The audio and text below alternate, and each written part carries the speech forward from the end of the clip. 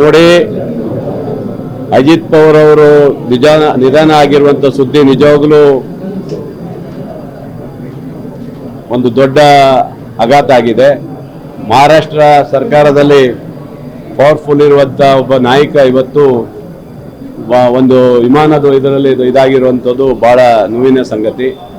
ಬಹಳ ಪವರ್ಫುಲ್ ಆಗಿ ಇವತ್ತು ಮಹಾರಾಷ್ಟ್ರದಲ್ಲಿದ್ದಂಥ ನಾಯಕರು ಆ ರಾಜ್ಯಕ್ಕೆ ಬಹಳಷ್ಟು ನಷ್ಟವನ್ನು ಉಂಟಾಗಿದೆ ಅಂತ ಅನ್ನಿಸ್ತದೆ. ಬಹುಶಃ ಆ ದುರಂತ ಯಾಕಾಯ್ತು ಏನಾಯ್ತು ಗೊತ್ತಿಲ್ಲ. ಒಟ್ಟು ಇಡೀ ನಮ್ಮ ಮಹಾರಾಷ್ಟ್ರದ ಮತ್ತು ಇಡೀ ದೇಶಕ್ಕೆ ಒಂದು ನಷ್ಟವನ್ನು ಉಂಟಾಗಿದೆ. ನಿಜವಾಗ್ಲೂ ಬಹಳ ಬೇಸರ ಆಗುತ್ತೆ. ಅವ್ರ ಆತ್ಮಕ್ಕೆ ಶಾಂತಿ ಸಿಗಲಿ ಅಂತೇಳಿ ಭಗವಂತನಲ್ಲಿ ನಾನು ಬೇಡ್ಕೊಳ್ತೀನಿ. ಒಂದು ಆಮೇಲೆ ಎರಡನೇದು, ಈ ಜಿ ಇದರಲ್ಲಿ ಇವತ್ತು ಏನು ನಿಮ್ಮ ವಿರೋಧ ಪಕ್ಷದವರು ಸುಮ್ಮನೆ ಇವತ್ತು ರಾಜ್ಯದಲ್ಲಿ ಗೊಂದಲ ಮಾಡೋ ಮೂಲಕ, ರಾಜ್ಯಪಾಲರ ವಿಚಾರವನ್ನ ಇವತ್ತು ಗೊಂದಲ ಮಾಡೋ ಮೂಲಕ, ಇವತ್ತು ನಾನು ಹೇಳೋದು, ರಾಜ್ಯಪಾಲರು ಮಂತ್ರಿಯಾಗಿದ್ದಂಥ ಸಮಯದಲ್ಲಿ ಬಹಳ ಉತ್ತಮವಾದಂಥ ವ್ಯಕ್ತಿಯಾಗಿ ಒಳ್ಳೆ ಹೆಸರನ್ನು ತಂದವರು. ರಾಜ್ಯಪಾಲರಾಗಿ ರಾಜ್ಯಕ್ಕೆ ಬಂದ ಮೇಲೆ ಇವತ್ತು ಅವರು 3 ನಿಮಿಷ 2 ನಿಮಿಷ ಭಾಷಣ ಮಾಡೋದು ಏನಿದ್ದಾರೆ, ಬೇರೆ ರಾಜ್ಯದಲ್ಲಿ ಎಲ್ಲವನ್ನ ಓದ್ತಾರೆ. ಕರ್ನಾಟಕ ಮತ್ತು ಇತರ ನಮ್ಮ ದಕ್ಷಿಣ ಭಾರತದಲ್ಲಿ ಮಾತ್ರ ಓದಕ್ಕೆ ಅವ್ರಿಗೆ ಆಗಲ್ಲ. ಅಂದ್ರೆ ಹೋಗ್ಲಿ, ಕನಿಷ್ಠ ಬೇಡ 2 ನಿಮಿಷ ನಿಂತು ನಮ್ಮ ರಾಷ್ಟ್ರ ಜನಗಣಮನತೆಯನ್ನ ಇವತ್ತು ಇದು ರಾಷ್ಟ್ರಗೀತೆಯನ್ನ ಇವತ್ತು ಸ್ವೀಕರಿಸಿ ಹೋಗುವಂಥದ್ದು ಆಗಬೇಕಾಗಿತ್ತಲ್ಲ.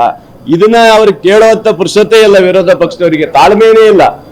ನೀವು ರಾಷ್ಟ್ರಗೀತೆ ಆನ್ ಮಾಡ್ಬೇಕಂತ ಇವ್ರು 2 ನಿಮಿಷ ಹೋಗ್ತಾರಂತ ಏನಾರು ಅವನಿಗೆ ಕನ್ಸಿತ್ತಲ್ಲಿ, ಯಾರಿಗೆ ಅಲ್ಲಿ ಇದು ಕೊಡೋವನಿಗೆ, ರಾಷ್ಟ್ರಗೀತೆ ಹಾಕೋವರಿಗೆ ಈ ಬಂದ್ರೆ 2 ನಿಮಿಷ ಲಾಸ್ಟಿಗೆ ಜೈ ಅನ್ನೋದು ಪಟ ಓಡೋಗ್ಬಿಟ್ರು. ಇದು ನಿಜವಾಗ್ಲೂ ದುರಂತ.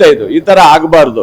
ಬೇರೆ ರಾಜ್ಯದಲ್ಲಿ ನೀವು ಸಂಪೂರ್ಣವಾಗಿ ಓದ್ತೀರಾ, ಆದ್ರೆ ಕರ್ನಾಟಕ ಮತ್ತು ದಕ್ಷಿಣ ಭಾರತದಲ್ಲಿ ಇತರೆ ಪಕ್ಷಗಳಿದ್ದಲ್ಲಿ ನಿಮ್ಗೆ ಓದಕ್ಕೆ ಏನಾಗಿದೆ ಅಲ್ವಾ, ಅದನ್ನ ಕೇಳುವಂಥದ್ದು ಇಲ್ಲ.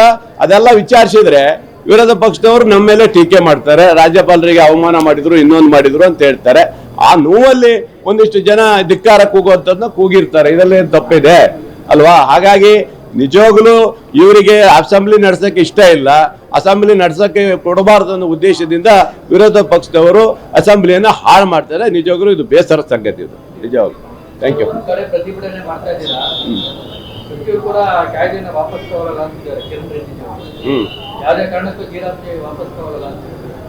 ನೋಡಿ, ಇದು ಯಾವ ಕಾರಣಕ್ಕೆ ನೀವು ಇದು ಮಾಡ್ತೀರಿ?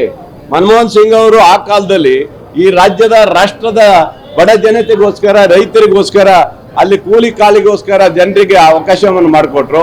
ಎಷ್ಟೋ ಜನ ಅದರಿಂದ ಬದುಕಿದ್ರು. ಇವತ್ತು 2 ವರ್ಷದಿಂದ ಒಂದೇ ₹1 ಬರ್ತಾ ಇಲ್ಲ. ಒಂದೇ ₹1 ಇವತ್ತು ನರೇಗಾದಿಂದ ಬರ್ತಾ ಇಲ್ಲ. ಇದು ಅನ್ಯಾಯ ಆಗಿದೆ, ಖಂಡಿಸ್ತಿದೀವಿ. ಖಂಡಿತ ಇದು ಆಗ್ಲೇಬೇಕು. ನಮ್ದು ವಾದ ಇದೆ. ವಿರೋಧ ಪಕ್ಷದವರು ಏನೇ ಮಾಡಿದ್ರು ಸಹ ನಾವು ಇದನ್ನ ಜಾರಿ ತರಬೇಕಂತ ನಮ್ಮ ಹಠ ಇದೆ ನಮ್ದು ಅಷ್ಟೇ.